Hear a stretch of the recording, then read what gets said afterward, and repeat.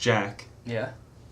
how do you feel about the environmental situation in the United States right now, and who's to blame for it? What do I think about the United States and the environment situation? The United States has certainly played a huge part of it, even though they try to conserve it, but they are the major goings of it because they are the richest, one of the richest, if not the richest nation. They have the highest gross domestic product of like $50,000 average.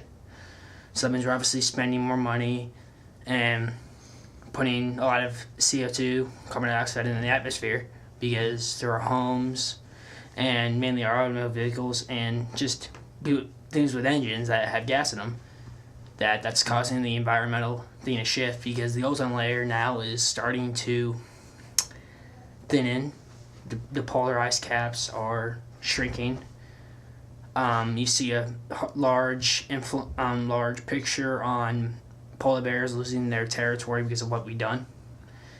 And then also us trying to get the most of every product, like us going into the Alaskan wilderness just to get oil.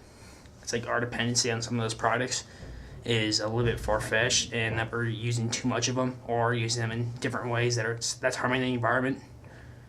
In addition to, like, we also have like those oil spills and lakes where factories now are taking their waste and dumping into the lakes. And you saw with the deal like in Turkey last year when there was like a sewage spill or some sort of toxic waste dumping that spread all on the river, and then you saw people dying and everything being infected.